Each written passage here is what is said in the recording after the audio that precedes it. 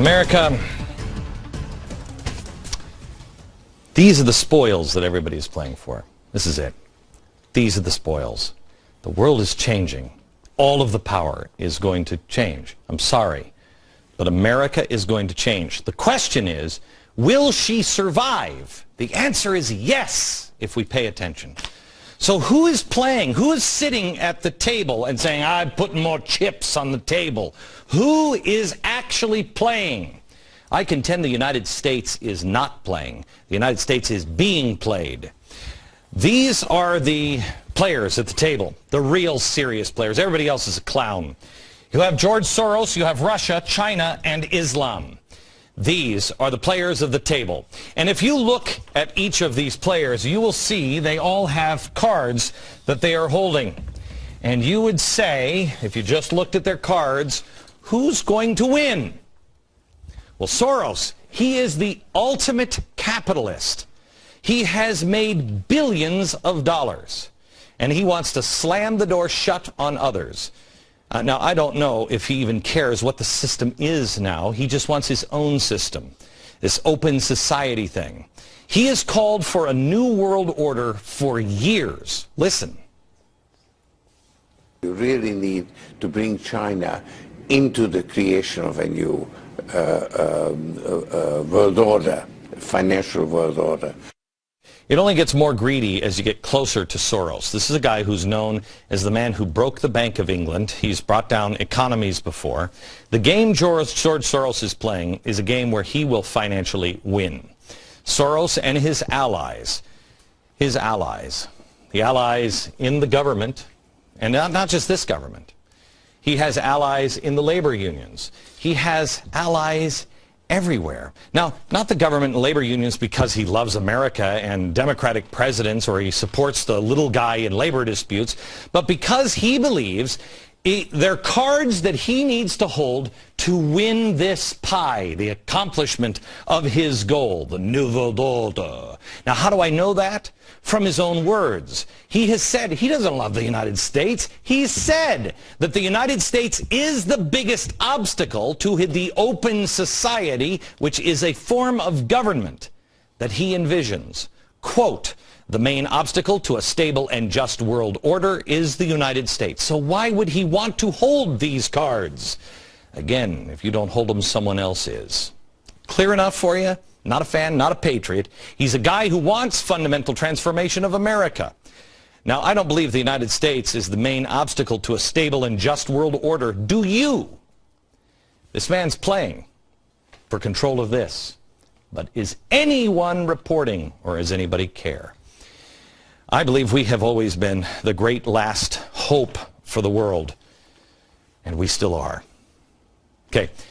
He also has banking. He has the corporations through the Tides Foundation and things like that. He has the media. Hello, Fareed. Are you watching? Are you busy on the phone with Obama or Soros? The media.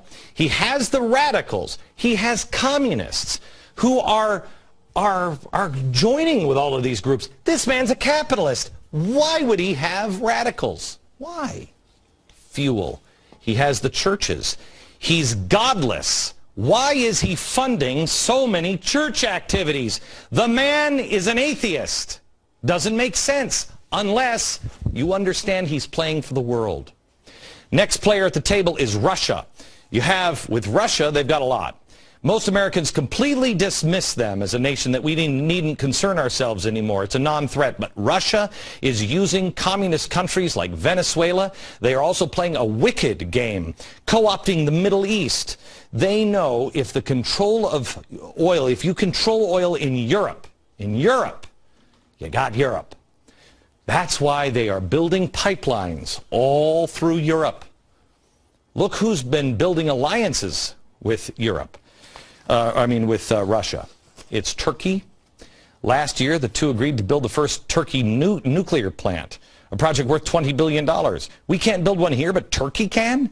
Russia is building one. Russia is the biggest trading partner in Iran. They're helping Iran build one. We can't build one, but Iran is safe to have a nuclear power plant. Also Russia and Venezuela. Last year, the two countries promised to strengthen their bilateral ties. Russia even says the communist country has acted like a real friend. Aren't they? Didn't we just announce on this program last week that they're also building missile platforms in Venezuela? Russia and Pakistan. Earlier this month, the president of Russia and Pakistan got together, had a little chat about working together on energy products, like building a pipeline and exploring for gas. Russia and Libya. Russia's foreign minister just met with the rebel leaders. They are even strengthening ties with China. That's a country, they hate each other. They've never been friendly. China pledged to be a key partner in Russia's plan to build up its Far East region, which is loaded with natural resources. Now let's take a look at China, shall we? I have to take a break. We'll come back and take a look at China. And then this one. And then what's the solution? Don't despair. There is hope. But you must know who's sitting at the table. Next.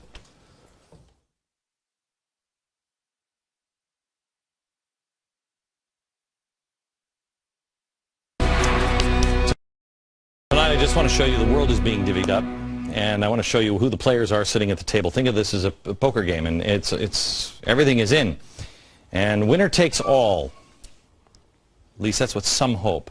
Soros, we already showed you. He wants a new world order. He's with the UN. He's with the banks. He's with the corporations. An atheist is giving millions to churches to help him on this new world order. He's got radicals, communists helping him. He's on his payroll. I'm sorry, laundered money from him.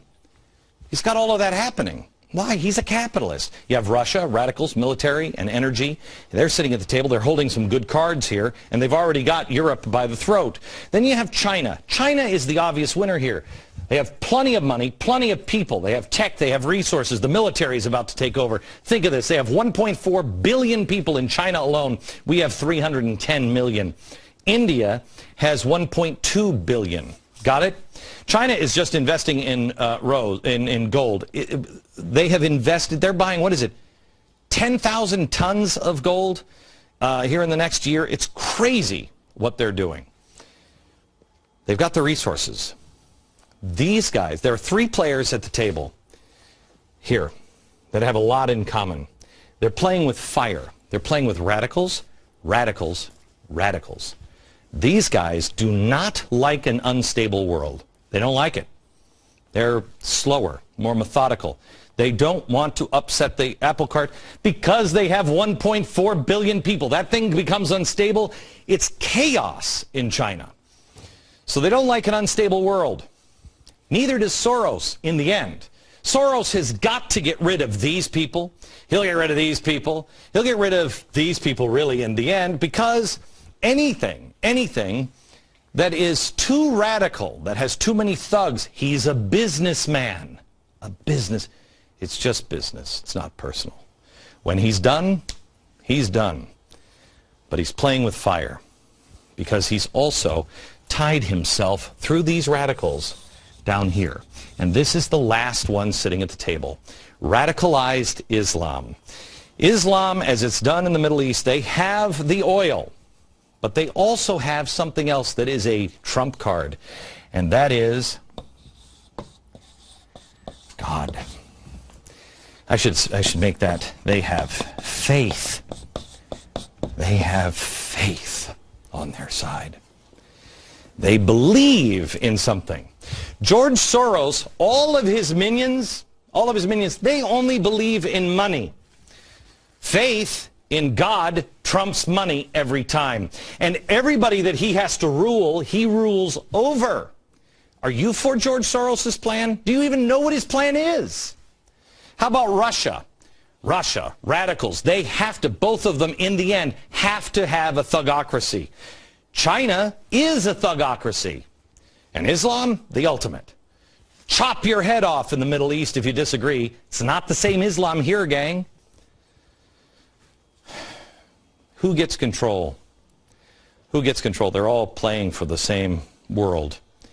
But you notice I didn't say the United States is sitting at the table. We are a card. We're a card. We're not a player. If you don't think this has happened before, it has happened before. How did the most powerful naval force in the world for nearly 2 centuries just disappear? Remember when we started, we had to build new ships for England. How's that possible? On the Navy, on the Empire where the sun never set? How's it possible? Because we were this player at 1918. That was us. We had the money, and then we told people what to do. Islam, no matter what anybody else says, Islam, in the end, is the winner because faith trumps all of these things. But there is hope. There's a way to beat it next. All right. Soros, Russia, China, all of these things. Islam, radicalized Islam is the winner against those guys. It is. In the end, it might take us years to get there, but it will win in the end. Why? All of that stuff works for most of the world because people will go along with it. The Chinese, the Russians, many in the Middle East, they'll all just go along with it. They'll just take it. Even the Europeans will, but Americans won't. Americans won't do it unless we're robbed of our spirit. That's what Cass Sunstein is attacking. Be uncomfortable in your poverty so you become more responsible, more self-reliant, more moral. Be forged in the fire. That is Benjamin Franklin, and that is the American spirit. And we have to join together. Community organizing is the buzzword. In the end, who wins? The guy with the money? No. For a while, the people with the food and the people with the energy. But I contend it's not the people of faith. It is with the people with a firm reliance of divine providence that also fight for true freedom. It's the little guy that always wins. The giant lumbering corporations? No, they always lose. The giant bloated system set up by Louis in Versailles? Loser. For a while they may win.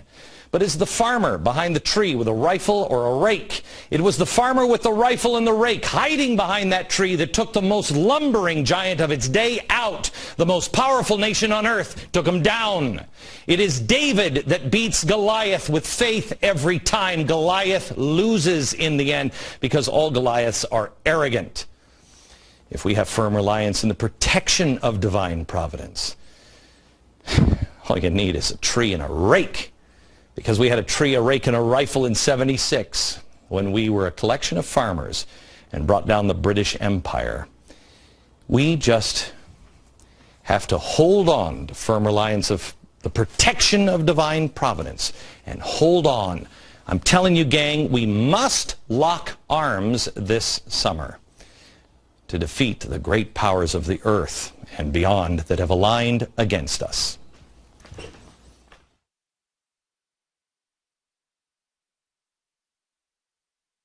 America, there might be some things that you're not following or you don't understand. I ask you to join me at glennbeck.com and try to do your own homework. Follow closely. It's your country. It's your life. It's your world. From New York, good night.